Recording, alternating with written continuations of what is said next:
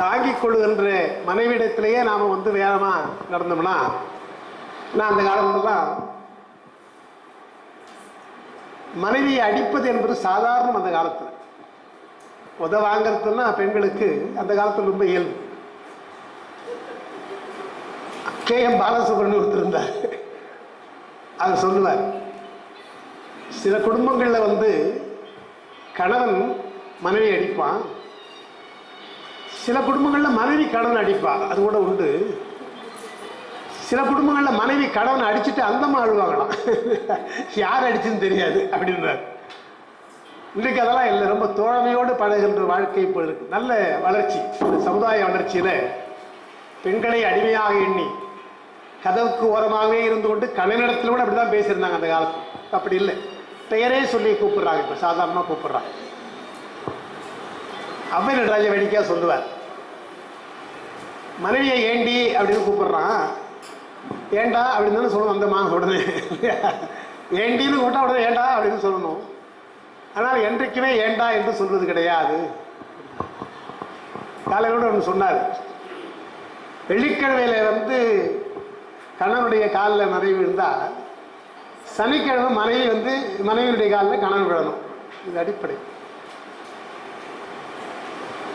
நான் நினைக்கிறது, யாரும் வெள்ளிக்கிழமை விழுறது கிடையாது அவங்க, அதனால அந்த பிரச்சனைகள் கிடையாது.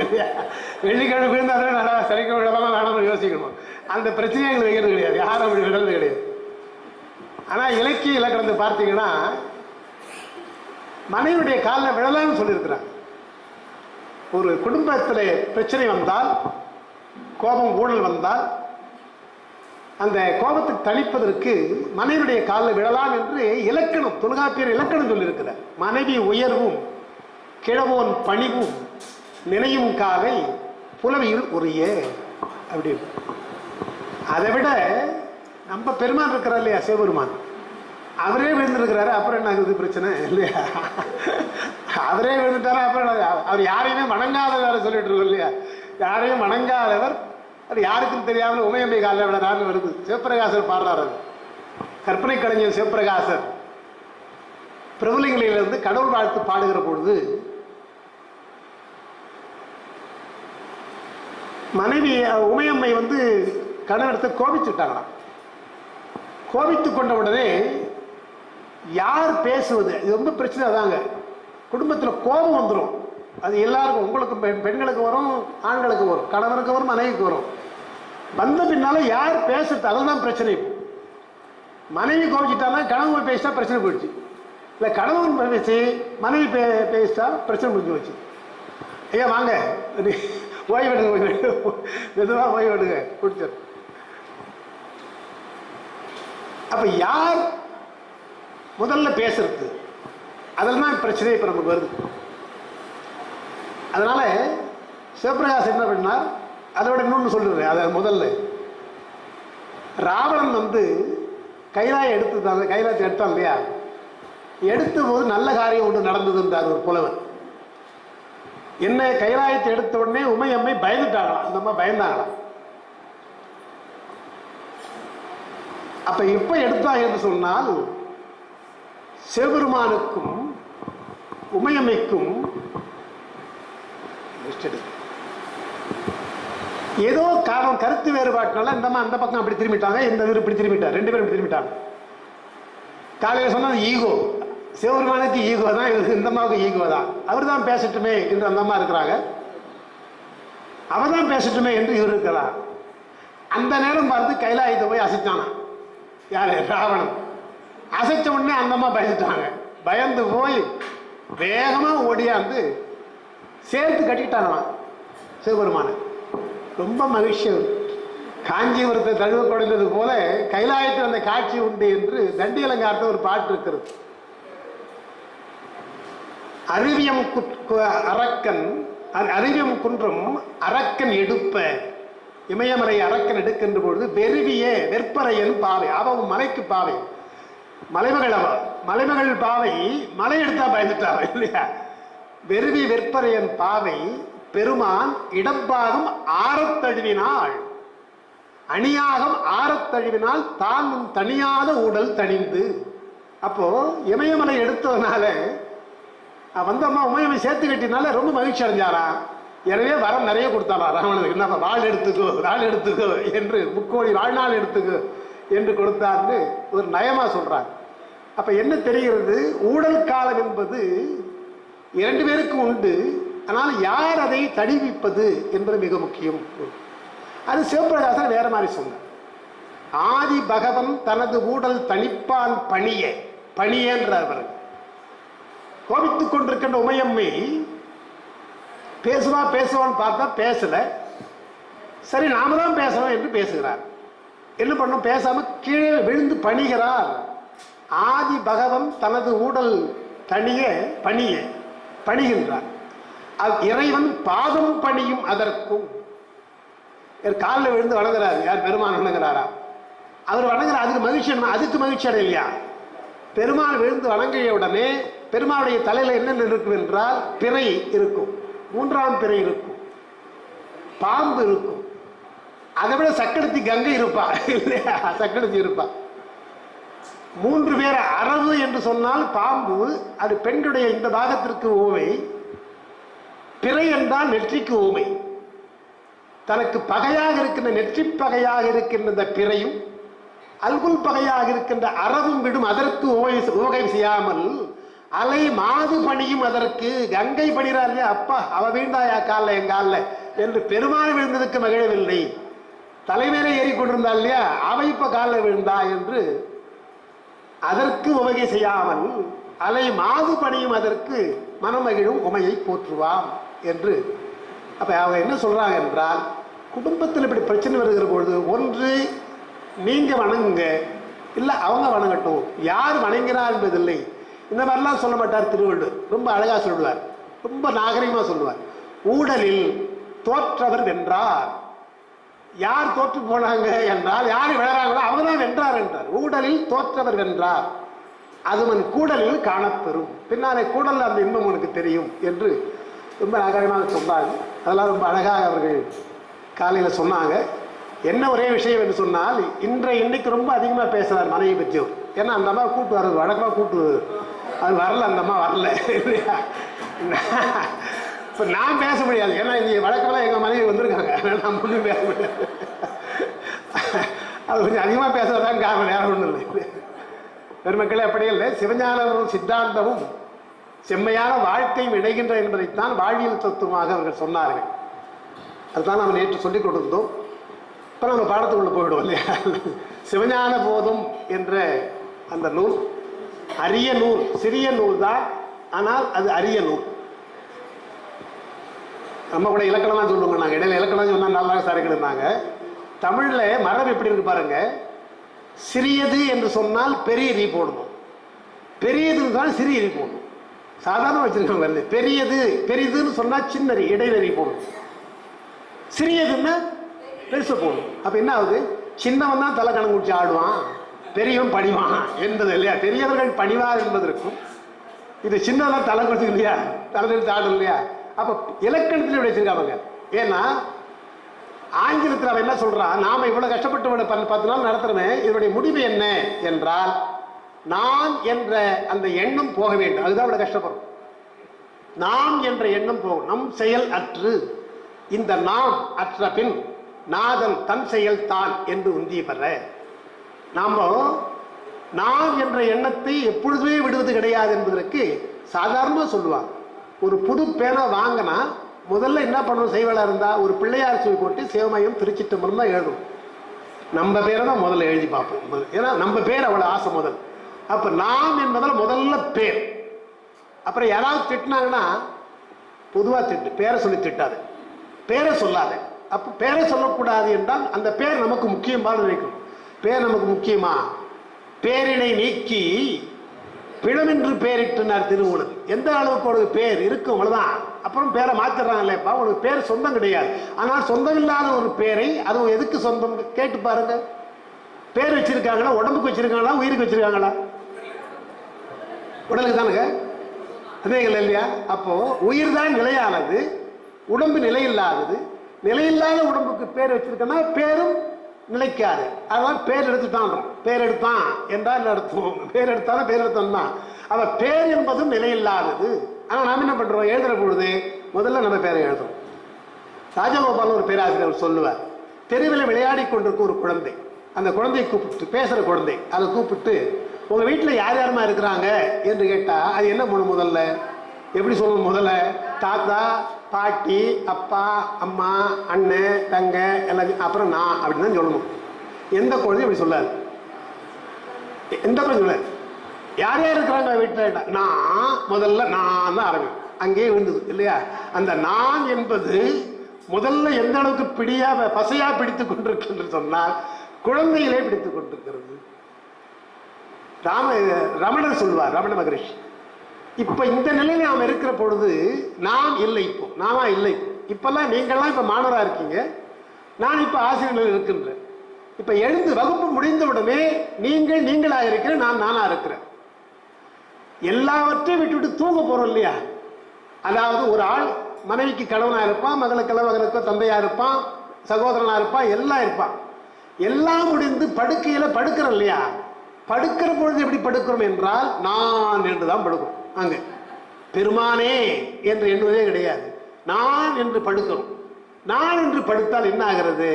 நான் என்று எழுதுகிறோம். அப்போ படுக்கிற பொழுது நான் என்றும் அந்த எண்ணம் வருவதாலே எழுகின்ற பொழுது நான் என்றுதான் என்றும். அதைத்தான் சுந்தரர் இந்த ஊர்ல தான் பாடுறாரு, சிந்தித்து என்றும் நினைந்து எழுவார் சிந்தையில் திகழும் சிவன். எழுந்து சிந்திக்கிறது இல்லை, விழிப்பு நிலை வந்தவுடனே சிந்தித்து என்றும் நினைந்து எழுவார் சிந்தையுள் என்றால், கண் பிடித்தவுடனே கடவுள் நினைவு வருகிறது என்றால் அது எவ்வளவு பயிற்சி இருக்கணும். கண் பிடித்தவுடனே வாரியார் சொல்ற வேடிக்கையா சொல்லுவார், ராமாயணத்துல வாலியினுடைய இறப்பு, வாலியை ராமன் கொண்டுறான், விழுந்து கிடக்கிறான் வாலி. அப்ப தாரை புலம்புறா, மனைவி புலம்புறா. என்ன புலம்புறா? பல வகையில சொல்றார். என்ன சொல்றா? எடுத்த உடனே சொல்றா, காலையில் எழுந்த உடனே 8 திக்கும் சென்று 8 திக்கும் இருக்கின்ற பெருமானை வணங்குவாய், சிவனை வணங்குவாய். நீ சிவனை வணங்கிவிட்டு தான் சாப்பிடுவேன். இப்ப என்ன பண்ற? எப்ப வணங்க போற? இனிமேல் அந்த வணக்கத்தை விட்டுட்டியா, மறந்துட்டியா என்று பாடுறார். அணங்கார் பாகனை, அணங்குனா பெண்ணுன்னு அர்த்தம். பெண் சேர்ந்திருக்கிற உமையாக இருக்கின்ற பாகம், அர்த்தநாரீஸ்வர வடிமா இருக்கிற நம்முடைய பெருமான். அணங்கார் பாகனை ஆசை தொரும் உற்று, ஆசைனா திசையின் அர்த்தம், ஆசை தொரும் உற்று வணங்குவாய் என்று வணங்குவாய் அல்லை உணங்குவாய், வீழ்ந்து கிடக்கிறேப்பா என்று பாட்டு. வாரியார் சுவாமி இந்த பாட்டை சொல்லுவார், ஒருவர் இறந்தால் இப்படி எல்லாம் அழணும், காலையில எழுந்த உடனே கோயில் தான் போவேன்னு அழணும். அப்படி யாரும் அழுவது கிடையாது. காலையில் எழுந்த உடனே காஃபி கேட்பீங்களே, போயிட்டீங்களே. காலையில் எழுந்த உடனே பேப்பர் படிப்பீங்களே, போயிட்டீங்களே. காலையில் எழுந்த உடனே கடங்காரங்களை பணம் கொடுப்பீங்களே, போயிட்டீங்களே என்று இதைத்தான் சொல்றாங்களே தவிர காலையில் எழுந்த உடனே கைலாய பெருமான நினைப்பீங்களே யாராவது சொல்றாங்களா என்றால் சொல்லவில்லையே, வேடிக்கை சொல்றேன். அப்ப நம்ம நினைப்பெல்லாம் எப்படி இருக்குது இல்லையா? கொஞ்சம் கொஞ்சமா பார்த்தீங்கன்னா நாம் எங்கேயே இருக்கோம். அதான் நான் என்றது போக வேண்டும் என்பது அடிப்படை. ஆனால் ஆங்கிலம் என்ன பண்ணா, நான் என்று ஆங்கிலம் ஐ இல்ல ஐ, இந்த ஐ என்பது வருகின்ற இடங்கள் எல்லாம் நீ கேபிட்டல் போடணும்னா. சார் முதல்ல அவன் என்ன விதி கொடுத்தான், சென்டென்ஸ் தொடக்கத்துல கேபிட்டல் போடுமா, ஒரு வாக்கியம் தொடங்குற பொழுது கேபிட்டல் லெட்டர் போடணும். அப்புறம் அது ஒரு அமெண்ட்மெண்ட் கொடுத்தான், விதி விலக்கு கொடுத்தான். என்ன என்றால் ஐ, நீ முக்கியமானவன், நீ முக்கியமான கட்டனால ஐ என்று வருகின்ற இடங்கள் எல்லா இடத்திலும் நடுவில் வந்தாலும் சரி போடுன்றான். அப்ப என்ன ஆகிறது, எந்த சமயத்திலும் நான்றதை விடாதன்றான். நாம் என்ன பண்றோம், அதை விட்டுடணும். போதா கொடைக்கு இப்போ ஹோட்டலுக்கு போனா நான் வேணுமான்னு அது வேற கேட்க ஆரம்பிச்சாங்க. இப்ப அது ஒரு புதுசா வந்துடுச்சு இல்லையா? நான் வேண்டாம் போய் உட்கார்ந்தா நான் வேணுமான்னு கேட்க ஆரம்பிச்சாங்க என்றால் அகம்பாவம். அகம் என்றால் நான் அர்த்தம், பாவம் என்றால் பாவனை. நான் என்ற பாவம் தான் அகம்பாவம். அதனால சாதாரண பேச்சில் சொல்லுவோம், அவன் ரொம்ப அகம்பாவம் முடிச்சுட்டா சாதாரண பேச்சில் சொல்லுவோம். தத்துவத்தை நாம் சாதாரணமாக சொல்லியிருக்கோம் அகம்பாவம் என்று. அதனால நான் என்பது போவதற்குத்தான் இந்த ஞானம் தான். அந்த ஞானம் வந்து விட்டால் நான் போய்விடும். நான் என்பது இருக்கின்ற வரையில் ஞானம் வராது. ஏதோ ஒரு ரிஷிகிட்ட போய் கேட்டானா, ஒரு அரசன் கேட்டானா, எனக்கு நீங்க பாடம் சொல்லணுங்க, உபதேசம் சொல்லணும், நான் எப்போ வரட்டும் என்று கேட்டான். அவர் உடனே சொன்னான், நான் செத்த பாடு வாழ்ந்தார், நான் செத்த பிற்பாடு வாடினார். நான் செத்த பின்னால் வாடினா அவர் புரியல. அவர் செத்த பின்னால் நான் எப்படி உபதேசம் கேட்கறது புரியல. மந்திரியை போய் கேட்டார, இந்த மாதிரி சொல்றாரு. ஐயோ அவர் அப்படி சொல்லுறீங்க, நான் என்பது செத்த பின்னால் நான் என்ற உணர்வு நீங்கினால் தான் உபதேசம். சாதாரணமாக சொல்லுகிறார். இந்த ஜென் புத்திஸ்டர் சொல்றாங்க, ஒரு குருவை நாடி போகின்றான் சீடன்.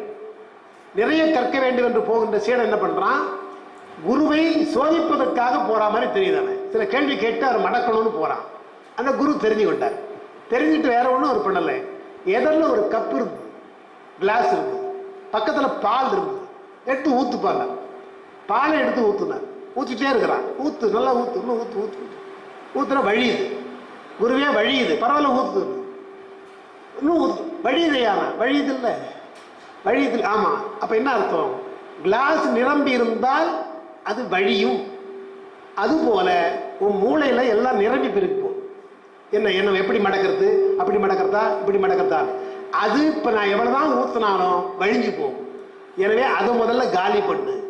அழகா சொன்னார்கள், அவருக்கு மேல் வீடு காலி அப்படின்னுவாங்க. நல்ல வார்த்தைங்க. நாம அதை கிண்டல் காய்ச்சிருக்கோம். அவங்க மேல் வீடு காலின்னா என்ன அர்த்தம், உபதேசம் கேட்கிற பொழுது மேல் வீட்டை காலி பண்ணிடணும் இல்லையா. காலி என்பதுதான் எம்டினஸ். அதை பத்தி ஒரு கவிதை உண்டு, ஆங்கிலத்தில் உண்டு, ஜப்பானில் பாடுறான். எம்டினஸ் அதுதாங்க வாழ்க்கைன்றான். என்ன என்ன எதுக்கு வாழறோம் தெரியலுங்க, நீங்க நல்லவரா கெட்டவரா தெரியலீங்களே என்றால் எம்டினஸ் தான். எதுக்கு நம்மளால பதில் சொல்ல முடியாது. இந்த அறை இருக்கிறது என்று சொன்னால் அறையை உண்டாக்குவது சுவர்கள் எல்லாம், இங்க இருக்கிற மேல இருக்கிற கூரை. ஆனால் எது பயன்படுகிறது, எம்டினஸ். இங்கே காலியா இருக்கும், இடைவெளி தான் பயன்படும், இடைவெளியிலாம் வராது. அப்போ உபதேசம் எப்ப பயன்படும் என்றால் உங்களுடைய மூளையில் எம்டினஸ் இருக்கணும். நான் என்பதை மாற்றிக்கொண்டு கேள்வி கேட்க வேண்டும் என்று சொன்னால் இலக்கணத்தை சொன்னாங்க, தெரிந்து கொள்வதற்காக கேள்வி கேள், தெரிந்து கொண்டு கேள்வி கேட்காது. அது பெரிய முக்கியமான ஒன்று. தெரிந்து கொள்வதற்காக கேட்கின்ற கேள்விதான் அறியாவினா. தெரிந்து கொண்டு கேட்டால் அறிவினா. அறிவினா தெரிந்து கொண்டு கேட்டால் அது வாத்தியார் கேட்கிறது. ஒரு பையனை பார்த்து 8 8 என்னப்பா என்று கேட்கிறான். ஏன் சார் உங்களுக்கு தெரியாதா என்று கேட்கக்கூடாது அவன். ஏன்னா உனக்கு தெரியுதான் அவன் கேட்க வரான் ஆசிரியர். எனவே ஆசிரியர் கேட்கின்ற கேள்வி அறிவினா, மாணவனுக்கு அறியாவினா. அப்ப கேள்வி எப்படி கேட்கின்றான். அப்ப உபதேசம் செய்கிற பொழுது நாம் இடைவெளி இருக்கணும், நாம் கேட்க கூடாது. முதல்ல பேசாமல் வகுப்பு நடத்துற பொழுது ஏன் பேசக்கூடாதுன்றாங்க, இலக்கணம் சொல்லியிருக்கிறார்கள். நெஞ்சு கலர் இதான் இடமா, போற இடமா.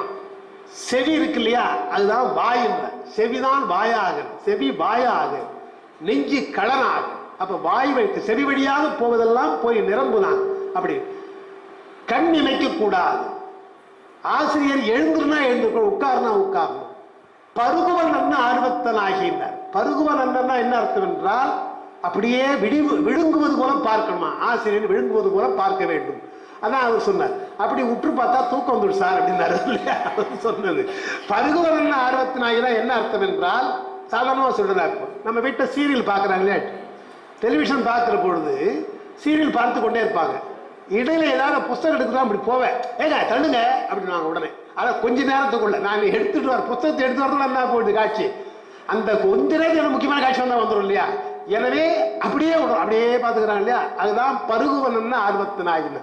அப்ப ஆசிரியர் பாடம் நடத்துகிற பொழுது எந்த விதமான எண்ணச்சிதறலும் இல்லாமல் அப்படியே பார்த்து கொண்டு கேட்டல், அதுதான் கேட்பது என்று சொன்னார். என்றால் இதெல்லாம் இலக்கணம், இலக்கியம், சமயம், சாஸ்திரம் எல்லாவற்றுக்கும் நமக்கு பொருந்தும் பார்க்கும். அதனால அதான் முதல்ல ஆரம்பிக்கிறோம். சிவஞான போதம் என்பதில் நேற்று சொன்னேன், சார் சொல்லிட்டாங்க, சதாசிவம் சொல்லிட்டாங்க, போதம் என்றால் நிச்சயித்தல், ஞானம் என்றால் அதுக்கு ஒரு அர்த்தம் சொன்னாங்க. ஞானம்னா என்ன அர்த்தம், அறிவு, அறிவுதான், அறிவுதான் அர்த்தம். என்ன ஒரு பிரச்சனை சொன்னா, நம்ம அறியாமலேயே வடமொழிக்கு கொஞ்சம் அதிகமான முக்கியத்துவம் கொடுத்துருக்கோம். ஞானம் என்றால் தமிழ்ல அறிவுன்னு சொன்னீங்க இல்லையா, அறிவு வந்திருக்குதா என்று கேட்டால் வந்துருச்சு சொல்லுவோம். ஞானம் வந்துருச்சா என்று கேட்டால் இன்னும் வரலைங்க. ரெண்டும் ஒண்ணுதான், அறிவுனாலும் ஒண்ணுதான், ஞானம்னாலும் ஒண்ணுதான். உங்களுக்கு ஞானம் வந்துடுச்சா என்று கேட்டால்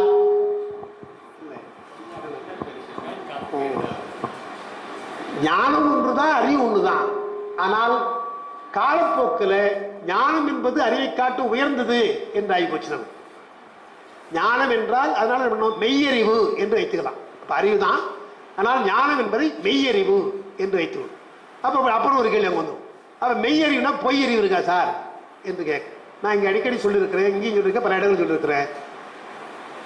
உங்களெல்லாம் பார்த்து சொல்ற பொழுது மெய்யன்பர்களே வணக்கம், பொய்யன்பர்களேன்னு எங்கேயா இருக்குதா? ஒன்று மெய்யன்பர்கள் தான் இருக்குதா, பொய்யன்பர் இருக்குதா? பொய்யன்பு கிடையாது இல்லையா? நிச்சயமா கிடையாது. ஆனால் சுந்தரர் பொய்யடிமை இல்லாத புலவர்க்கும் அடியேன்னு பாடுறார். மற்றொரு விட்டுருங்க, அவரே பொய்யடிமை இல்லாதன்னு சொன்னா அப்ப என்ன அர்த்தம்? மெய்யடிமை இருக்குன்னு அர்த்தம். மெய்யடியார் இருக்கு பாட்டுல, மெய்யடியார்கள் என்று. அப்ப மெய்யடியாரை எப்படி தெரிஞ்சுக்கிறது, பொய்யடியாரை எப்படி தெரிஞ்சுக்கிறது? நாம மெய்யடியாரா பொய்யடியாரா? நேற்று சொன்னேன்,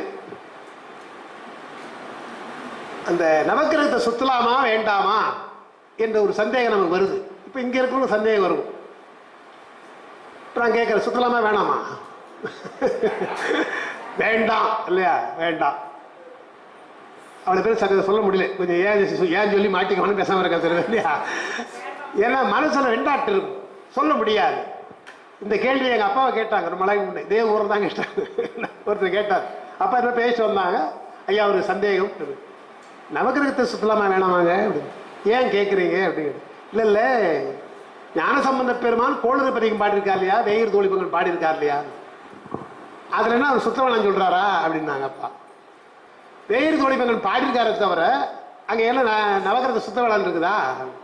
அப்போ ஏங்க அவர் பாடினார்? அதை அவர் வேயிறு தோழிபங்கன் பாடினார் ரேட்டு. இப்போ அவர் ஒரு விஷயம் வச்சிருக்காரு, அந்த பாட்டு நமக்கு தெரியும். வேயிறு தோழிபங்கன் விடமுண்ட கட்டு வீணை கட்டு,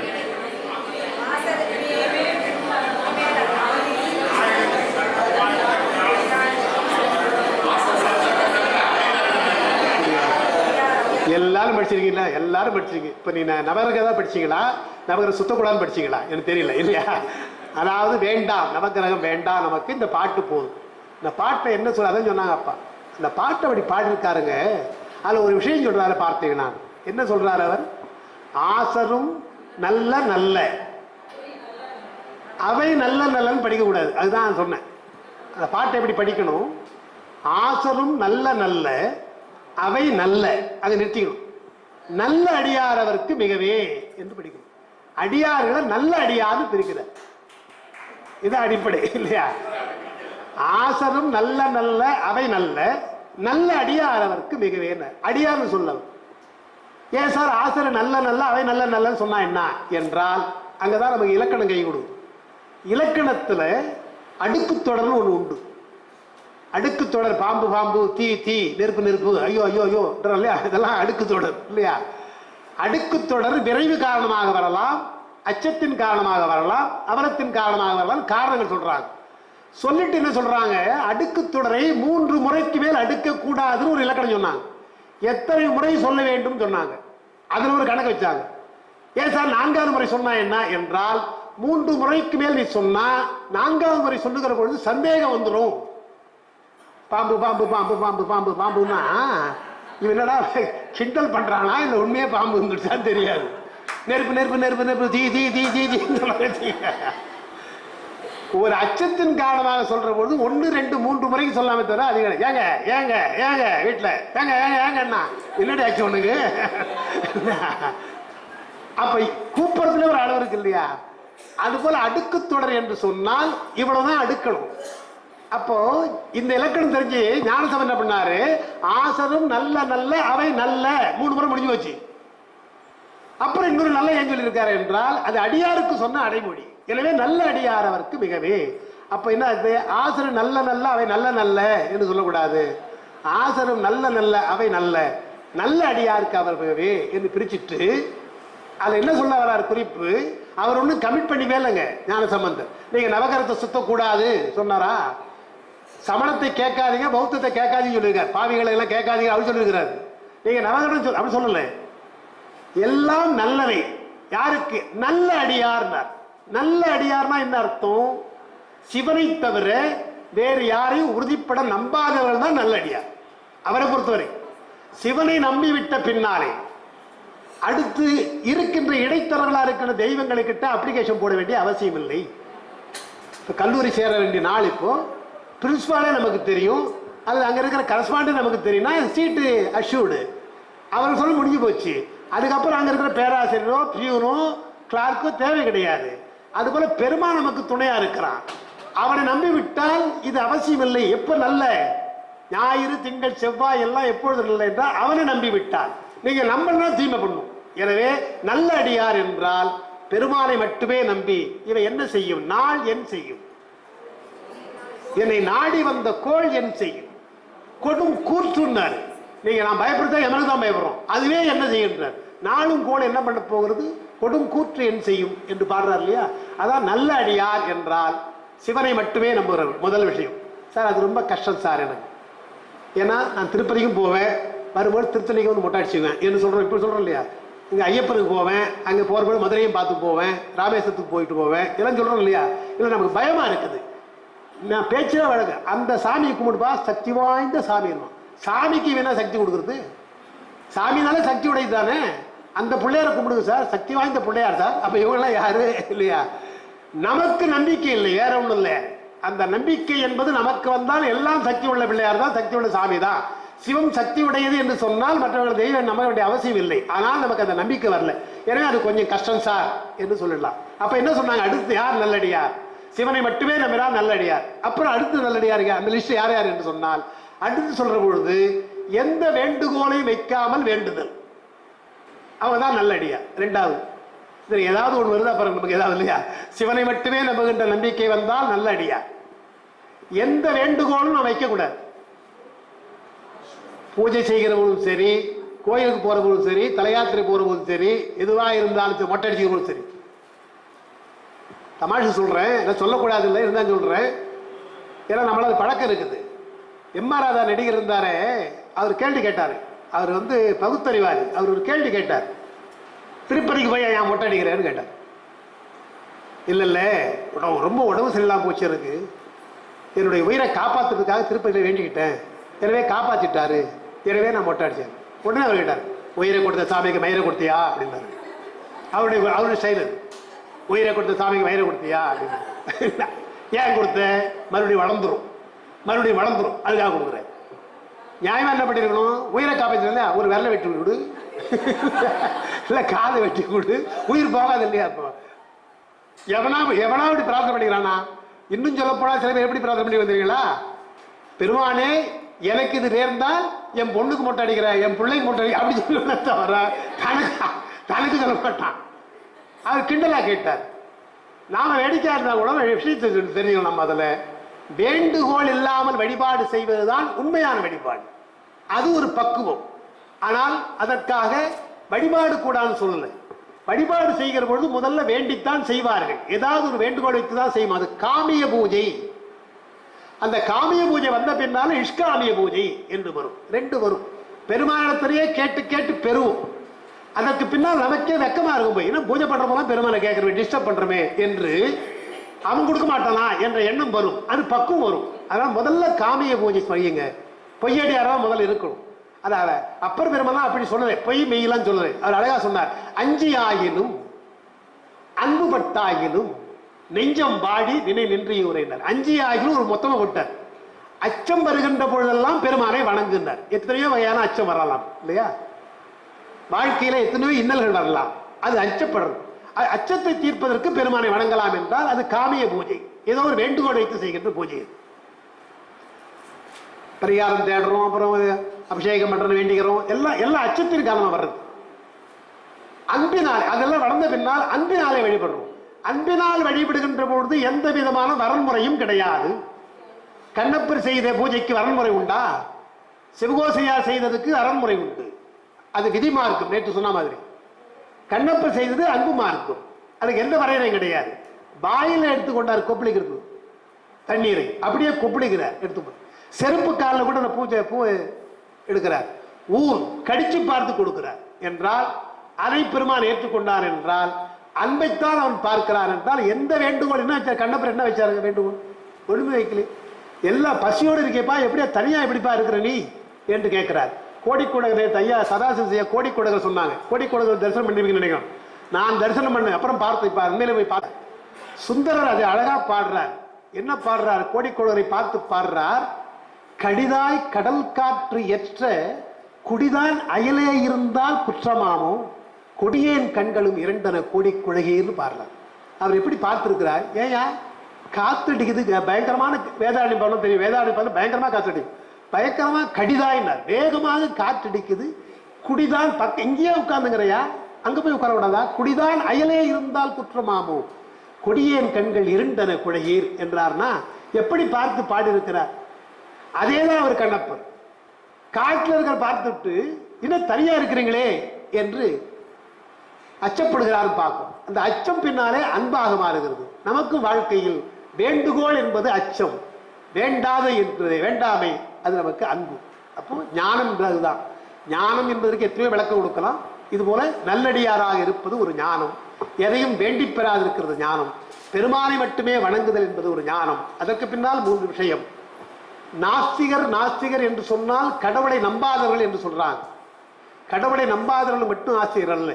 கடவுளை நம்பாதவர்கள், வினையை நம்பாதவர்கள், வினை கொள்கை, நல்வினை தீவினை, புண்ணியம் பாவம் அது நம்பாதவர்கள், மறுபிறப்பு என்று நம்பாதவர்கள். இந்த 3 பேரும் நாஸ்திகர்கள் தான்.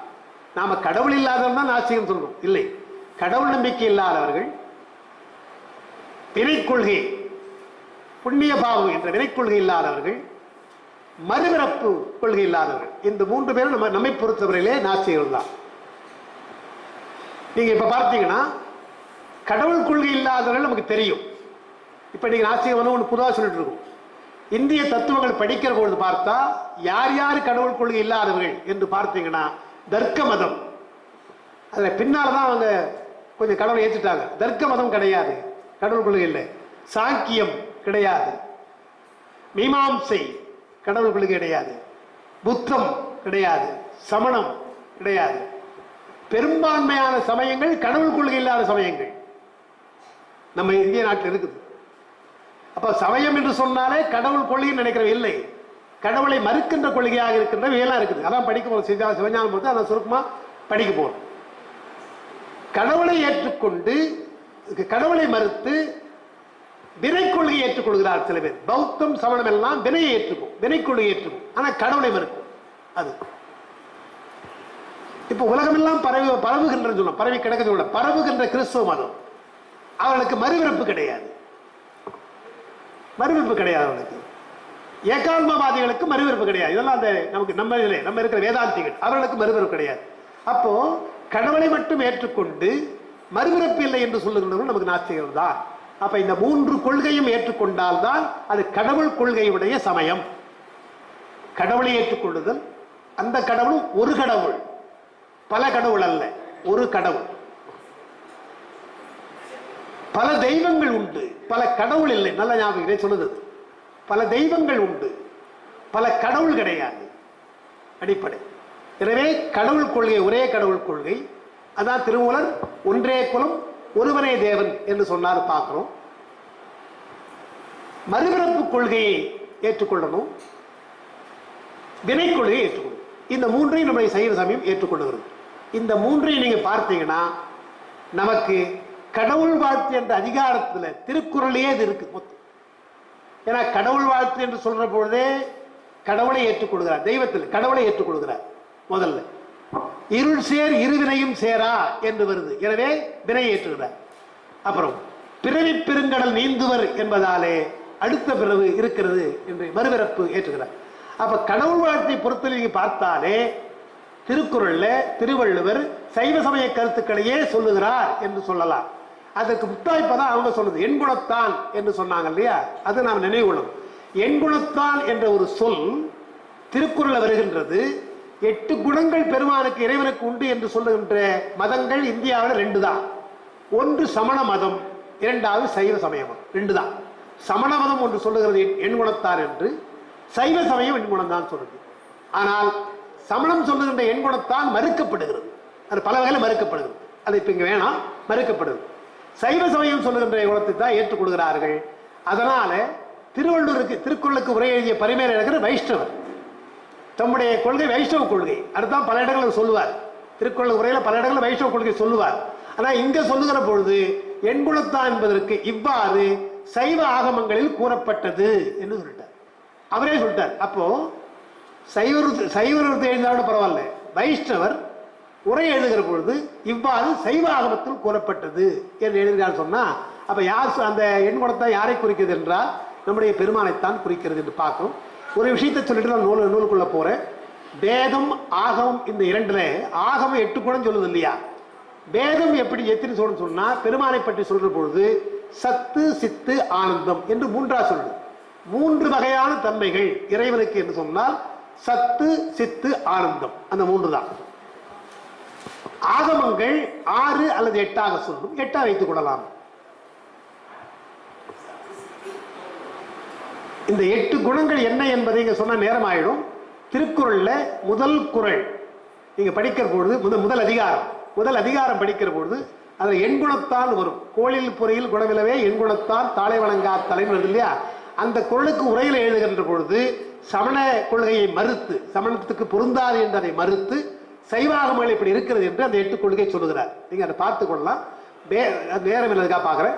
வேதத்துல சத்து சித்து ஆனந்தம், இந்த சத்து என்பதற்கு ஏற்றாக அங்கே குணங்கள் இருக்கிறது, சித்து என்பதற்கு ஏற்றாப்பல அங்கே குணங்கள் இருக்கிறது, ஆனந்தம் என்று சொல்றது கேட்டப்ப அங்கே குணங்கள் இருக்கிறது. எனவே வேதங்களை சொல்லுகிறது விரிவாக நம்முடைய ஆகமங்கள் சொல்லுகின்றன.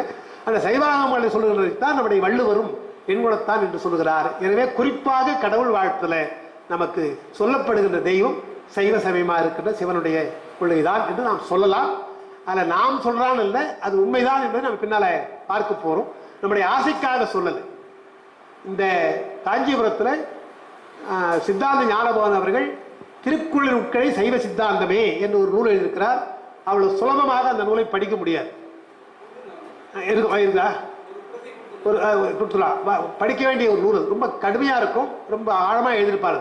அதில் சுருக்க ஒரு விஷயம் சொல்லிடுறாரு. அவர் என்ன எழுதுறார்? தலைப்பு திருக்குறளின் உட்கடை சைவ சித்தாந்தமே சொல்லியிருக்காரு. எப்படி எழுதிருக்கோம்? திருக்குறளும் சைவ சித்தாந்தமும் சொல்லியிருக்கலாம், திருக்குறளின் சைவ சித்தாந்தமே என்று சொல்லியிருக்கலாம். அப்படிலாம் எழுதல. திருக்குறளின் உட்கிடை என்றால் உள்ளே இருக்கின்ற, ஆழ்ந்து பார்த்தால் தெரிவது என்று அர்த்தம். உட்கிடை உள்ளே இருப்பது சைவ சித்தாந்தம். அப்ப என்ன சொல்றார் என்றால், முன்னில் எழுதுறார், திருக்குறளை படிக்கின்றவர்கள் அத்தனை பேரும் இது என்னுடைய கொள்கையை சொல்லுகிறது, என்னுடைய கொள்கையை சொல்லுகிறது என்று சொல்லுகிறார்கள். அந்த அளவிற்கு அந்த நூல் வளைந்து கொடுக்கிறது. சமணத்துக்கு வளைந்து கொடுக்குது, பௌத்தத்துக்கு வளைந்து கொடுக்குது, அப்புறம் வைஷ்ணவத்துக்கு வளைந்து கொடுக்கிறது, எல்லாத்துக்கும் வளைந்து கொடுக்குது. எல்லா மதங்களுக்கும் வளைந்து கொடுக்கின்ற அந்த ஆற்றல் அந்த குறளுக்கு இருக்கிறதால அவரவர்கள் சொல்லுகிறார்கள். அதுபோல நானும் என்ன செய்கிறேன், இது சைவ சித்தாந்த கொள்கைக்கு வளைந்து கொடுக்கிறது என்று சொல்வதுதான் என்னுடைய கொள்கையை தவிர திருவள்ளுவர் சைவ சித்தாந்தம் தான் சொல்லியிருக்கிறார் என்று நான் சொல்லலை என்று ரொம்ப நாகரிகமா எழுதுகிறார். அதான் உண்மை. திருக்குறள்ல சைவ சித்தாந்தம் சொல்லப்படுது. ஆனா அப்படி சொல்லக்கூடாது என்பதனால என்ன பண்றார், ஆழ்ந்து பார்த்தால் அந்த உண்மை தெரியும். திருக்குறளை படிக்க படிக்க சைவ சித்தாந்தத்தினுடைய கருத்துக்கள் அதிலே மலிந்து கிடக்கின்றன. நாம் சொல்வதை பலக சொல்லுகிறார் என்பதைத்தான் அதில் எழுதான்னு பார்க்கும். அதுல ஒரு இடம், இந்த இடம் முக்கியமான எண்குணத்தான் என்பதை மறுக்க முடியாத ஒரு இடமாக இருக்கிறது என்று பார்க்கும். அதனால் ஞானம் சொன்னேன். ஞானம் என்று சொன்னால் ஏகாந்தன் என்ற ஒரு எழுத்தாளர் சொல்லுவார். அவர் பெரிய எழுத்தாளர். நான் எதை எழுதுகின்ற பொழுதும் என்ன எழுத வேண்டும் என்பதை காட்டிலும் எதை எழுதக்கூடாது என்பதிலே நான் ஜாக்கிரதையா இருப்பேன். ஏன்னா எதனை எழுதினா பிரச்சனை வந்துடும். எதை எழுதக்கூடாது, எதை எழுத வேண்டும் என்று நான் எண்ணுவதை காட்டிலும் எதை எழுதக்கூடாது என்று நான் சிந்திப்பேன் அப்படின்றார். அதே போல நமக்கு என்ன சொல்லியிருக்காங்க, ஞானம் என்றால் என்ன என்றால் ஒன்றை அறிந்து கொள்வது ஞானம், அதான் அடிப்படை. ஆனால் நாம் எப்படி சொல்றோம், ஒன்றை தவறாக புரிந்து கொள்ளாமை ஞானம். ஒன்றை அறிந்து கொள்வது ஞானம் அல்ல, ஒன்றை தவறாக புரிந்து கொள்ளாமை ஞானம், இது அடிப்படை. ஐயம்னு ஒரு சொல், விபரீதம் என்று ஒரு சொல், ரெண்டு இல்லையா? ஐயம்னா சந்தேகம், விபரீதம் என்றால் ஒன்றை தவறா புரிஞ்சுக்கிறது, ஒன்றை தவறா புரிஞ்சுக்கிறது. ஐயம்னா சந்தேகம். ஒரு பொருளே நமக்கு சந்தேகம் வந்தா பிரச்சனை கிடையாதுங்க, ஒன்றை தவறாக புரிந்து கொண்டால்தான் பிரச்சனை இல்லையா? பாம்பை கயிறு என்று நீ தவறாக எண்ணிக்கொண்டால் தப்பா போயிடும். அது கயிறா பாம்பா என்று நினைக்கப்படுவது ஒன்று தப்பு வராது.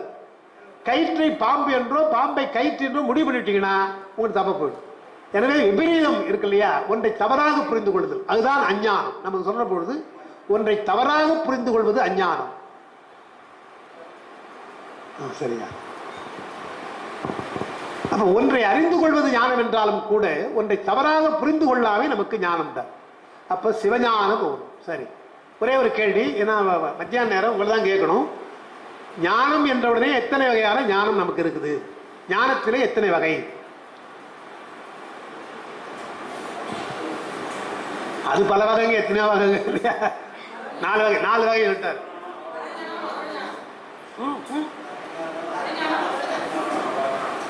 பரஞானம் அபரஞானம் 2 தான் சார். 4 சொல்றார். சொல்லுங்க, 4 என்னன்னு சொல்லுங்களேன்.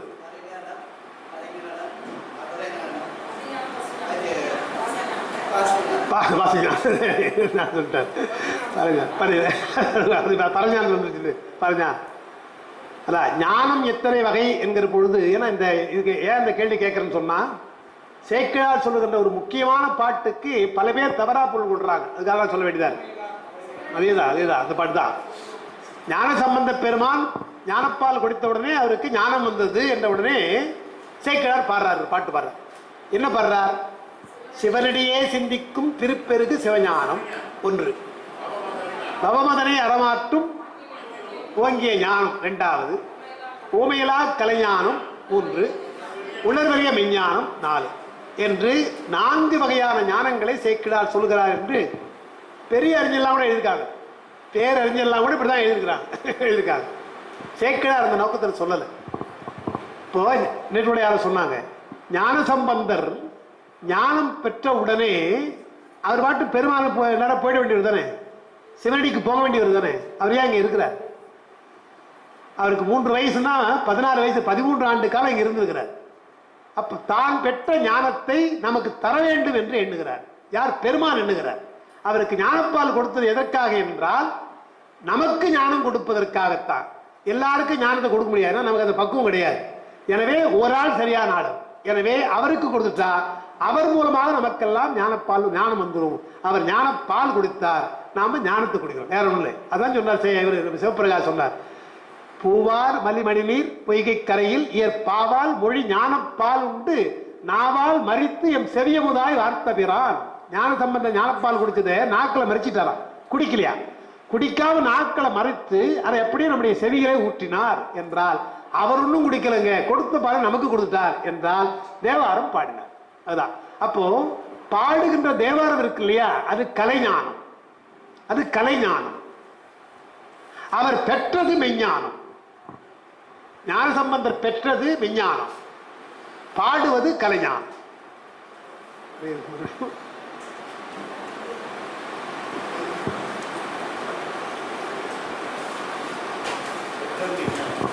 என்ன புரியுது இல்லையா?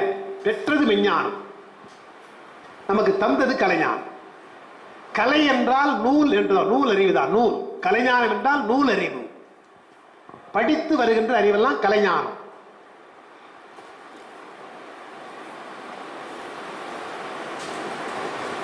தானே பெறுகின்ற இறைவன் அருளால் பெறுகின்றது மெஞ்ஞானம், அது மெஞ்ஞானம். கலைஞானம் என்பது ஆராய்ச்சி, மெஞ்ஞானம் என்பது அனுபவம். கலைஞானம் ஆராய்ச்சி தான், அதை சொல்ல நூல்களை ஆராயலாம், ஆராய்ச்சி தான் பலவற்றை சொல்லுவாங்க. கலைஞானம் ஆராய்ச்சி, மெஞ்ஞானம் அனுபவம். அப்ப சேக்கிழார் என்ன சொல்ல வந்தார்? சிவனிடையே சிந்திக்கும் திருப்பெருகு சிவஞானம் 1, பவமதனை அறவாற்றும் பாங்கினில் ஓங்கிய ஞானம் 1, 2 தான். அதைத்தான் பின்னால விளக்கிறார். என்ன? சிவனடியே சிந்திக்கும் திருப்பெருகு சிவஞானம் ஆகிய ஊமையலா கலைஞானம், பவமதனை அறமாற்றும் பாங்கில் ஓங்கிய ஞானம் ஆகிய மெஞ்ஞானம், உணர்வறிய மெஞ்ஞானம். அப்படிதான் எடுக்கணும். அப்போ எந்த நூல்களை படித்தால் உங்களுக்கு சிவமே பரம்பொருள் என்று வருகிறதோ என்ற எண்ணம் வருகிறதோ, சிவனடியே சிந்திக்கின்ற திருப்பெருகு சிவஞானம் வந்தால் நீங்கள் ஓமையிலா கலைஞானம் பெற்றிருக்கிறீர்கள், அருமையான நூல்களை படித்திருக்கீங்கன்னு அர்த்தம். எல்லா நூலை படிக்கிறோம், எல்லாம் படித்தாலும் கூட சிவன் என்ற பரம்பொருள் வராது நம்ம.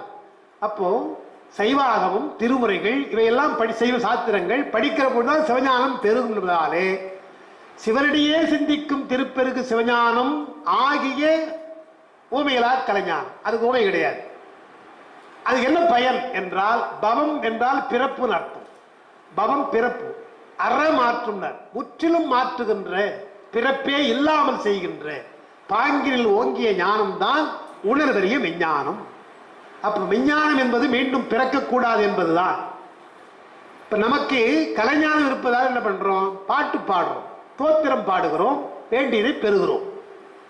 இன்னும் சொல்ல போனால் தப்பா நினைக்க கூடாது, பலன் தரும் திருவரை பதிகங்கள் என்று போட்டு வச்சுக்கிறோம். பலன் தரும் திருவரை பதிகங்கள் என்று போட்டா பதிகங்களுக்கெல்லாம் என்ன பலன் தெரியுங்களா? முத்தி தான் பலன், பெருமானுடைய திருவடி தான் பலன். அப்படி போட்டு பாருங்க, வீடு வேற்றை முத்தி பேற்றை தருகின்ற பலன்கள் தருகின்ற பதிகள் போட்டு பாருங்க, ஒருத்தரும் வாங்க மாட்டாங்க. ஆனால் என்ன பண்றோம்? வீடு வாங்க, நிலம் வாங்க, நோய் நீங்க, அல்லது பிள்ளை பெற, மனைவி திருமணம் கைகூட, இப்படி சொன்னா வாங்குறோம். அதுக்காக பாடிருக்காங்க அவ்வளவு பேர். அந்த பாட்டெல்லாம் அவங்க பாடின பதிகெல்லாம் வேற வேற கருத்து. ஆனாலும் சிவனை நோக்கி பாடுகின்ற பதிகளை உலக பயனுக்கு நீங்கள் பயன்படுத்திக் கொள்ளலாம். அது முதல் படி. அதெல்லாம் பலன் தரும் திருப்பதிகள் என்று சொன்னால் உலக பலன்களை படிக்கலாம், தப்பில்லை. இம்மையே தரும் சோறும் கூரையும் உங்களுக்கு தரும் அப்படின்னு சொல்லிட்டார். ஆனால் அம்மையே சிவலோகம் ஆள வேண்டும், அது முக்கியம். ஏன்னா அதான் அடுத்த பலன். முதல்ல உலக பலன், அப்புறம் உலகை கடந்திருக்கின்ற முத்தி பலன் என்பதற்காக தான் மெஞ்ஞானம் என்றும் கலைஞானம் என்றும் ரெண்டா பிரிச்சிருக்காங்க. அப்ப அந்த பாட்டு எப்படி அர்த்தம் பண்ணிக்கிறது? சிவனடியே சிந்திக்கும் திருப்பெருகு சிவஞானம் ஆகிய பிராக்கெட் பண்ணி ஓமையலா கலைஞானம். பவமதனை அறமாற்றும் பாங்கின் ஓங்கிய ஞானம் தான் உணர்வறிய மெஞ்ஞானம் என்றால், அப்ப ஞானம் ரெண்டு தான். அதுதான் பரஞானம் அபரஞானம். யாரும் சொன்னதுதான். அபரஞானம் எல்லாம் நூலறிவு, அது கலைஞானம் போட்டுக்கணும். அபரஞானம் என்றால் அதெல்லாம் கலைஞானம், பரஞானம் என்றால் மெஞ்ஞானம். அதுதான் அதான் இங்க சிவஞானம் தான். அப்போ சிவஞான போதத்துல சிவஞானம் என்பதற்கு இதான் அர்த்தம். போதம் என்றால் நிச்சயித்தல். நூல் தலைப்புக்கு ஒரு நாள் ஆச்சு நமக்கு விளக்குறதுக்கு, இல்லையா? இனி நூலுக்குள்ள போகலாம். அந்த நூலை பிரிக்க புத்தகம் இருக்குன்னு உங்ககிட்ட. அதுல பாயிரம் என்று ஒன்று இருக்கும். முதல் பாயிரம் அது இருக்கும். சரி, பாயிரம் என்று இருக்கும். பாயிரம்னா முகவரைன்னு அர்த்தம். முகவரை அல்லது முன்னுரைன்னு அர்த்தம். அது ஒரு நூலை படிக்கிற பொழுது முதல்ல முகவுரை இருக்கணும். அதாவது உடம்புக்கு ஒரு முகம் எப்படி முக்கியமோ, எப்படி அடையாளம் கண்டுகிறோம்? முகத்தை பார்த்தா அடையாளம் கண்டுகிறோம். அதுபோல நூலுக்கு எது முகம்? அதான் நூல் முகம் சொல்லுவாங்க. நூல் முகம் என்றால் ஆசிரியருடைய முன்னுரை. அந்த முன்னுரையில நூல்ல என்னென்ன சொல்லப்பட்டிருக்கிறது சுருக்கமா சொல்லியிருப்பாங்க. அது என்ன காரணம் என்றால், உங்களுக்கு நூல் பிடிக்காம இருக்கும். படிச்சு பார்க்குறேன், ஒரு 250 பக்கம் இருக்குன்னு வச்சுங்களேன். மொத்தம் படிச்சு பார்த்துட்டு எதுக்குப்பா இதை படித்தேன், எனக்கு பிடிக்கலையே என்று வச்சிருவான். ஏன்னா அந்த சப்ஜெக்ட் ஒன்று பிடிக்காது. அதுக்காக என்ன பண்ணாங்க, முதல்லயே ஒரு பக்கத்திலேயே அப்பா இது இந்த சப்ஜெக்ட், இப்போ கடவுளை பற்றி வரும், அல்லது நம்ம சொல்ல வீடு வாங்குறது எப்படி, இல்லை அலங்காரத்தை பற்றி என்று ஒன்றுன்னா முன்னுரை போட்ட உடனே முன்னுரையை பார்க்கிற பொழுதே நூல் என்ன சொல்லுகிறதுன்னு தெரிந்து கொள்ளலாம். எனவே 200-300 பக்கம் படித்து நாம் வெறுப்படைவதை காட்டிலும் முதல் பக்கத்தை பார்க்கிற பொழுதே இது நமக்கு பொருந்திய நூல் அது பொருந்தாத நூல் என்று தெரிந்து கொள்ளலாம் என்பதால் தான் திருவள்ளுவர் என்ன பண்ணார், எடுத்த உடனே கடவுள் வாழ்த்துன்னு எழுதுறார். முதல்ல கடவுள் வாழ்த்துன்னு அதிகாரம் எழுதுறார். ஏன் எழுதுறாரு தெரியுங்களா? நூலுக்கு முதல்ல கடவுள் வாழ்த்து சொல்லணும், அது ஒரு விஷயம். அதையும் வைத்துக்கொண்டு இன்னொன்று, இந்த நூலை படிக்க வேண்டும் என்று சொன்னால் உனக்கு கடவுள் நம்பிக்கை இருக்கணும். அதான் அதுக்கு அர்த்தம். கடவுள் நம்பிக்கை இல்லாதவர்கள் இந்த நூலை படிக்காதீங்கன்னு அர்த்தம். இப்ப என்ன ஆகி போச்சு, கடவுள் நம்பிக்கை இல்லாதவனா இந்த நூலை பயன்படுத்திக் கொண்டு கடவுள் வாழ்த்து வள்ளுவர் எழுதவில்லைன்னு சொல்ல ஆரம்பிச்சாங்க, இல்லையா? அவர் எழுதுறத இவங்க எழுதவில்லைன்னு சொல்றாங்க. இவங்க யாரும் எழுதுன்னு சொல்றதுக்கு? 1330 அருங்குறளும் பாயிரத்தினோடு பகர்ந்ததுன்னு பாட்டு இருக்குது. எனவே கடவுள் வாழ்த்தை பற்றியும் பின்னால வீடு பேரு மெய்யுணர்கள் தவம் துறவு எல்லாம் வருது. அதெல்லாம் எங்க தூக்கி போடுறதா? கிடையாது. கடவுள் நம்பிக்கை உடையவர்களாக இருந்தால் இந்த நூலை படி என்று அர்த்தம். அதான் முதல்ல சொல்லிட்டார். அதை மறுத்து விட்டு இன்னும் நூலை படிச்சீங்கன்னா அர்த்தம் கிடையாது. எனக்கு அது பிடிக்கல இது பிடிக்கல என்று சொல்லக்கூடாது. அதுபோல ஒன்னொன்னுலையும் நமக்கு முகவரிலேயே சிலவற்றை சொல்லிவிடுவார்கள். நான் சொல்லுகின்ற வழக்கம் உண்டு. பெரிய புராணத்துல மனுநீதி சோழருடைய வரலாற்றை எழுதுகிறார் சேக்கிழார். முதல்ல பெரிய புராணத்தில் முதல்ல மனுநீதி சோழனை எழுதுறார். பல பேர் ஏன் அதை எழுதுறான்னு புரியல. மனுநீதி சோழனுடைய வரலாற்றுக்கும் பின்னால் நாயன்மாரை பற்றி சொல்ல போறதுக்கு என்ன தொடர்பு இருக்குன்னு தெரியல. ஆனால் எழுதுகிறார். அதுக்கு என்ன காரணம் என்று சொன்னால், அவருக்கு ஒரு எத்தனையோ காரணம் உண்டு. அதில் முக்கியமான காரணம் என்ன என்றால், மனுநீதி சோழனுடைய வரலாறு நமக்கு நல்லா தெரியும். மனுநீதி சோழனை பற்றிய வரலாற்று ரெண்டு விஷயம். ஒன்று, ரெண்டு இடம் சொல்றாங்க. ஒன்று நமக்கு சிலப்பதிகாரம். சிலப்பதிகாரத்தை கண்ணகி வழக்குரைக்கிற பொழுது, நான் வந்திருக்கின்ற இடம் புகார் நகரத்தில் வந்திருக்கிறேன், பூம்புகாரில் வந்திருக்கிற பொழுது அங்கே இருக்கிற சோழ மன்னர் மனுநீதி சோழன் ஆண்ட நாடு அது, அந்த ஊர், அங்கே என்ன நடந்தது என்று அவர் சொல்றார். அவர் சொல்ற பொழுது, ஆவிற்கடைமணி நெஞ்சு சுக தான் தன் அரும்பெறற் புதல்வனை ஆழியின் மடித்தோன் என்று தேர் சக்கரத்தில் போட்டு கொன்ற அந்த மன்னனுடைய நாட்டிலிருந்து வருகிறேன் என்று அங்கே சொல்றார். அதே விஷயத்தை இங்கே எழுதுறார், சேக்கிழார் எழுதுறார். பெரிய புராணத்தை மனுநீதி சோழன் வரலாறு நமக்கு தெரியும். தேர் சக்கரத்தில் கன்றுக்குட்டி மாட்டிக்கிச்சு, இறந்து போச்சு. இறந்து போனது பற்றி முதல்ல அரசனுக்கு தெரியாது. அந்த ஆராய்ச்சி மணியை போய் பசு அடித்த உடனே என்ன ஆராய்ச்சி மணி அடிக்கிறதுன்னு வேகமாக வரான். வருகின்ற பொழுது அங்கே இருக்கிற அமைச்சர்லாம் பாருங்க, அவங்களாம் செய்தி வந்துடுச்சு. அமைச்சரும் செய்தி வந்துடும், முதல்ல வந்துடும் உடனடியாக. ஆனால் அமைச்சர்கள் சொல்லலை, அரசனுக்கு சொல்லலை. சொல்லாமல் மறைக்கலாம் என்று பார்த்தார்கள். ஆனால் அதற்கு முன்னாலே பசு ஆராய்ச்சி பண்ணி அடிச்சுடுச்சு. கேட்கலாம், என்ன நடந்தது, ஏன் நடந்தது கேட்கலாம். விஷயத்தை சொல்றாங்க. சொல்லிட்டு உடனே என்ன பண்றாங்க, உன்னுடைய மகன் நம்முடைய இளவரசர் அவன், வாரிசு அவன், நாட்டை ஆளுகின்ற மன்னன் அவன், பின்னால இவருக்கு பின்னால. எனவே அவன் தான் இந்த மாதிரி தேர்கால கொண்டு விட்டான். அவரு கொள்ளல, தானே மாட்டிக்கிச்சு, கன்று தானே மாட்டிக்கிச்சு. எனவே அதுக்கு என்ன செய்யலாம், பரிகாரம் செய்து விடலாம் என்று சொல்றான். அரசன் ஒத்துக்கல. பரிகாரம் கூடாது என்று தன்னுடைய மகனை கொல்ல வேண்டும் என்று அமைச்சர் அனுப்புறான். அமைச்சர் எப்படி இளவரசரை கொள்வது என்று அவன் தற்கொலை பண்ணிக்கிறார். அப்ப இனிமேல் பட்டு யாரும் போக மாட்டார், நானே போகிறேன் என்று சொல்லி தானே தேர் ஒட்டி கொண்டு சென்று தன்னுடைய மகனை கொன்றான் என்று வருது. கொன்ற அவர் தேர் சக்கரத்தை ஏற்றுகிறார். ஏற்ற உடனே என்ன ஆகிறது என்றால், பெருமான் தூண்டுகிறார். அந்த சக்கரத்திலே மாட்டிக்கொண்டிருந்த மகன் எழுந்துகிறான். கன்றுக்குட்டி எழுந்துடுச்சு. தற்கொலை புரிந்து கொண்ட அமைச்சரும் உயிர் பெற்று எழுகின்றார். 3 பேரும் உயிர் பெற்று எழுகிறார்கள் என்று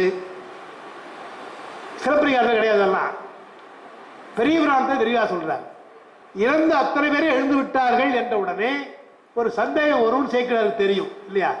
என்ன சார், கொண்டவர்கள் எப்படி திடீர்னு எழுந்துட்டாங்களே, ஒரே சமயத்தில் 3 பேர் எழுதுக்கலாமா என்ற ஒரு சந்தேகம் நமக்கு வரலாம். அந்த மாதிரி சந்தேகம் வருகின்றவர்கள் இந்த நூலை படிக்காதீங்கன்னு அர்த்தம், வேற ஒன்றும். இந்த நூலை படிக்காது.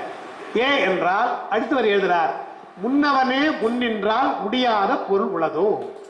அதான் வரி. பெருமான் தோன்றிருக்கிறான் நான் சொல்லியாச்சு. அவன் தோன்றுகிற பொழுது முடியாத காரியம் இருக்குமா? இறந்தவரை எழுதுறது என்ன, எல்லாம் முடிக்கும், சாதாரண நடந்து விடும் அல்லவா என்று. இறந்த கன்று எழுந்தது, இறந்த அமைச்சர் எழுந்தார், இறந்து போன இளவரசர் எழுந்தான் என்று சொன்னதை நீங்கள் நம்பினால் இனிமேற்பட்டு இந்த நூலுக்குள்ள போங்க. இங்கேயே உங்களுக்கு சந்தேகம் வந்துருச்சு வச்சுங்க, மூடிடுங்கன்ற, மூடிடு. இப்ப நம்மளால என்ன பண்றான், இதையும் படிச்சுட்டு அங்க போய், ஏன் சார் என்ன சார் சிறுத்தொண்டை பிள்ளை அறிஞ்சு விடு, இதை நடக்கக்கூடிய காரியமா சார் கேட்கறான். ஒன்று நாங்கள் நம்ப சொல்லலையே, சேக்கிழார் நம்ப சொன்னாரா? ஒன்று தான் முதல்ல படிக்க சொன்னாரு. அதெல்லாம் படிச்சுட்டு அதில் நம்பிக்கை இல்லாம இங்க ஏன் கேள்வி கேட்கிற? மனைவி கொடுத்தாரு சார், நியாயமா சார்? ஏப்பகை நாயனார் மூக்கு அறிஞ்சார் சார், நியாயமா சார் என்று அங்க போய் நீ நியாயம் கேட்க கூடாது. இந்த நூலே அடியாருடைய நூல். அடியார்கள் செய்கைகள் எல்லாம் நேற்று சொன்ன மாதிரி, நீ செய்தால் பாவம் பாவம் தான், அடியார்கள் செய்தால் பாவம் எல்லாம் புண்ணியம். அடியார்கள் தன்னுடைய மனைவியுடைய மூக்க கூட அறிவாங்க. அந்த அரசன் கடைச்சிங்க நாயனார் கை அறிவார் பார்க்கும் என்றால், இது நம்மாலே செய்ய முடியாது, அடியார்களாலே செய்ய முடிந்ததாலே அடியார்கள் முன்னாலே பெருமான் தோன்றுவான், அவர்களுக்கு எல்லாம் செய்வான் என்று வருது. நாகர் நான்மணி மாலையில ஒரு பாட்டு, சிவப்பிரகாசர் ஒரு பாட்டு பாடுறார். அர்த்தத்தை மட்டும் நான் சொல்லிடுறேன். சுந்தரரை பார்த்து பாடுறார். சுந்தரர் அவிநாசியில முதலை உண்ட பாலகனை எழுப்புறார். வந்துருது இல்லையா, தெரியும். முதலை உண்ட பாலகனை எழுப்பி பாடுகிற பாட்டு நமக்கு, கரைக்கால் முதலையை பிள்ளை தரை சொல்லு காலனையே என்று பாடுறார். முதலை அந்த விழுங்கிய மகனை கொண்டு வந்துருச்சு. இந்த வளர்ந்து அந்த மகன் வருகிறான், கரையில கொண்டு வந்து விடுது. இப்ப அவர் கேட்கிறார், கேள்வி கேட்கிறார். அவர் என்ன கேட்கிறார், ஞான சம்பந்த பெருமான் எலும்பை பெண்ணாக்கினார் எங்க மயிலாப்பூர்ல. அப்பர் பெருமான் கல்லையே தெப்பமாக எண்ணி மிதந்தார், நமக்கு தெரியும். சொற்றொடை பாடி மிதந்தார். நீங்க சுந்தரரே, நீர் முதலை உண்ட பாலகனை பாடி உயிர்ப்பித்தாய்.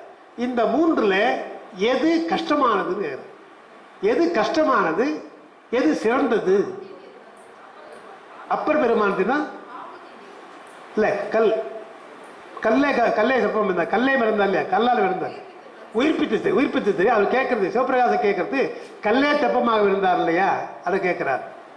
அவர் கேட்கறார். இதுல எது அரிதான ஒரு செயல்? எலும்பை பெண்ணாக்கினாரே ஞானசம்பந்தர், அது அரிதான செயலா? போதம் உண்ட பிள்ளை என்பு பொருகன் மாது செய்ததோ, காதல் செய்து மன்னர் கல் மிதப்ப வைத்ததோ, கல் மிதந்து போச்சு அவருக்கு. வாய் திறந்து முதலை கக்க மகர நீ அழைத்ததோ, யாது கொற்ற அரிது சுந்தரரே, எமக்கு யாது நம்பி அரிது, எமக்கு ஏம்ப வேணும் சொல்லு அப்படின்ற. நான் உங்களை கேட்கிறேன், அவர் சுந்தரம் விட்டுருங்க. இந்த மூன்று எது நமக்கு சிறந்ததாக தெரியுது?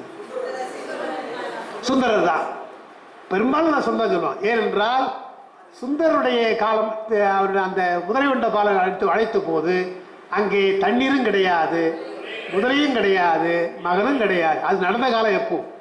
இங்க அப்படி இல்லை. ஞானசம்பந்தருக்கு முன்னே அந்த பெண் இறந்து போனாலும் கூட எலும்பு இருக்குது, மிதப்பதற்கு கல் இருக்குது. அதான் சொல்லுவாங்க விளக்கம். சுந்தரருக்கு எதுவுமே கிடையாது, ஞானசம்பந்தருக்கு எலும்பு இருந்தது, இவருக்கு கல் இருந்தது. ஒன்றுமே இல்லாமல் சுந்தரர் முதலை உண்ட பாலனை அழைத்தார் அல்லவா, அதுதான் சிறந்தது என்றுதான் சிவபிரகாசன் சுந்தரரையே கேட்கிறார். யாது நம்பி அரிது, நீங்களே சொல்லுங்க, எமக்கு எம்ப வேண்டுமே என்று சொல்றார். ஒருவேளை சுந்தரரை கேட்டிருந்தார், அப்ப சுந்தர இல்லை, பின்னால் தான் பாடுறார் சிவபிரகாசன். கேட்டிருந்தால் சுந்தரர் என்ன சொல்லுவார்? ஆமாங்க, ஞானசம்பந்தர் செய்து சரி கிடையாது, அப்பர் செய்து கிடையாது, நான் தான் செய்தேன் சொல்லுவார். அவர் எங்கேயாவது நீங்க அப்ப ஏன் சுந்தரம் சொல்றீங்க? சுந்தரரே ஒத்துக்க மாட்டார், நான் செய்தது பெரிய செயல் அவரே ஒத்துக்க மாட்டார். பொழுது ஞானசம்பந்தர் செயல் தான் அரிது, அப்பர் செயல் தான் இருந்து அவர் எண்ணுவாரே தவிர நான் செய்த செயல் அரிது என்று எண்ண மாட்டார். சிவபிரகாசர் அப்படி சொல்லு, அதை யாரோ சொன்னாங்க பதில், அதுதான் பதில். அதாவது கல் இருந்ததா எலும்பு இருந்ததா ஒண்ணுமே இல்லையா, இதெல்லாம் பிரச்சனை கிடையாது. இந்த மூவரும் எழுப்பியது உயிர்ப்பித்தது என்பதும் தப்பித்தது என்பதும் பெருமானுடைய திருவருள். திருவருளுக்கு முன்னால அது சிறந்ததா இது சிறந்ததா கேட்க முடியுமா? கிடையாது. அவங்க செய்தது ஒண்ணு அப்படிங்கிற மாறி இருக்கலாம். ஆனால் மூவருமே என்ன சொல்ற சுந்தரர், கரைக்கால் முதலையே வா சொல்லவே இல்லை பாட்டுல, பெருமானை நோக்கி பாடுறார். கரைக்கால் முதலையை பிள்ளை தர சொல்லு காலனே, எவனை கூப்பிட்டு சொல்லியா என்று பெருமகட்ட விண்ணப்பிக்கிறார். எலும்பு பெண்ணாக மாறுகிறது. எலும்பு பெண்ணாக மாறுகிற பொழுது சிவனேச செட்டியார் என்ன பண்றாரு, கல்யாணம் பண்ணீங்க உங்களுக்கெல்லாம் வச்சிருந்த பெண்ணுன்றாரு. கற்றைவார் சடையார் கருணை காண்பர உற்பவித்தலால் உரை தகாதுன்னர். பெருமானுடைய அருளாலே வந்திருக்கிறது. எனவே என் மூலமாக நான் பாடி வந்திருப்பதால் என் மகள் போல இந்த உரை தகாது என்று கற்றைவார் கருணை காண்பர, பெருமானுடைய கருணையினாலே இது வந்திருக்குதுன்னு அவர் சொல்றார். அதே மாதிரி சொற்றுடை வேதியின் பாடுபடி சொல்றார், நற்றுணையாவது எது நமச்சிவாயே, திருவுருள் தான் துணை, கல் மிதக்குன்றார். அவர் நீங்களும் மிதக்கிறான்றாரு. எங்கேயாவது பாட்டு பாருங்க, கற்றுணை பூட்டி என்னை கடலில் பாய்ச்சினார்கள், நற்றுணையாவது பாடினாரா? பாடவில்லை. கற்றுணை பூட்டி ஒரு கடலில் யாரை பாய்ச்சினாலும் அதுக்கு அர்த்தம், பாய்ச்சின யாரை பாய்ச்சினா யாரை தூக்கி போட்டாலும் சரி உங்களுக்கு நமச்சிவாய் துணை இருந்தால் வந்துடும். அப்ப அவரும் பொதுவாக பண்ணார். கற்றுணை பூட்டி ஒரு கடலில் பாய்ச்சினர் என்றால் அவரும் திருவருளை நம்புகிறார். எனவே மூன்றும் திருவருள் தான். இருந்தாலும் சித்தாந்த வடிகத்தால் ஒன்று சொல்லி நான் முடிவு பண்ணிடுறேன், முடிச்சிடுறேன். இறைவன் செய்கிற பொழுது, காலையில் நம்முடைய ஞானாமிர்தம் நடத்துகிற பொழுது வினையா உடம்பா உடம்பிலிருந்து வினையா என்று ஒரு கேள்வி வந்தது இல்லையா? இது அடிப்படை. வித்திருந்து மரமா மரத்திலிருந்து விதையா என்று ஒரு கேள்வி, அது நாம விளக்க போறோம். நம்முடைய சிவஞான பத்து அங்கே வருது, அங்கே விளக்குகிற அந்த கேள்வி அப்படியே இருக்குது. விதையிலிருந்து மரமா மரத்திலிருந்து விதையா என்பது போல வினையிலிருந்து உடம்பா உடம்பிலிருந்து வினையா என்று வருகின்றது. பெருமானை பொறுத்தவரையில் பாட்டு சொல்லியிருக்கிறாங்க, உலகியல் எப்படி நாமெல்லாம் என்ன செய்யணும், ஒன்றை விதைத்தால் தான் விளையும். விதை இல்லாமல் நமக்கு விளையாது. எதுவா இருந்தாலும் சரி, பயிரா இருந்தாலும் சரி, உடம்பு உயிரா இருந்தாலும் சரி, விதை இல்லாமல் விளையாது நமக்கு. ஆனால் பெருமானுக்கு அப்படி இல்லை. விதை இருந்தாலும் விளையலாம், விதை இல்லை இல்லாமல் விளையலாம். பாட்டு இருக்குது, விச்சதின்றியே விளைவு செய்குவாய், விச்சதின்றியே விளைவு செய்குவாய், விண்ணும் மண்ணும் வச்சு வாங்குவாய்னு பாடுறார். அவனுக்கு விதை தேவை கிடையாது, விதை இருந்தாலும் பரவாயில்லை. அதனால என்ன பண்ணார், ஞானசம்பந்தருக்கும் நாவுக்கரசருக்கும் பெண்ணாகும் ஏதோ ஒன்று இருந்தது அது. ஆனால் மிச்சதின்றியே ஒண்ணுமே இல்லாமல் விளைவு செய்வான். அது யாருக்கு? சுந்தரருக்கு. எனவே ரெண்டையும் காட்டுவதற்காகத்தான் அங்கே கல் தப்பமாக இருந்தது, எலும்பு பெண்ணாக மாறியது. இங்கே அது தேவை கிடையாது. முதலை இருந்தா என்ன, தண்ணீர் இருந்தா என்ன, அது தானா வரும் என்று மிச்சதின்றியே விளைவு செய்வாய் என்று அந்த இரண்டையும் சொல்வதற்காகத்தான் சிவபிரகாசம் இந்த 3 வரிசைப்படுத்தினார். தவிர இந்த 3 பேர்ல யாரு பெட்டர்னு பட்டிமன்றம் வைக்கல, யார் சிறந்ததுன்னு சொல்லலை. எனவே அவரை பொறுத்தவரையில் 3 பேரும் திருவருளால் செய்திருக்கிறார்கள். அந்த திருவருள் விதையினாலும் விளையும், பிச்சதில்லாமல் விளையலாம் என்ற அந்த கருத்தை தான் அது சிவஞான போதத்தினுடைய கருத்தாக வருகிறது. நாம் அந்த இடத்துல அப்புறம் விரிவாக விளக்கும் என்று கூறி இன்றைய வகுப்பு முடிவு வச்சுங்க. அடுத்து வருவார் இல்லையா, நாளைக்கு நம்ம பார்ப்போம்.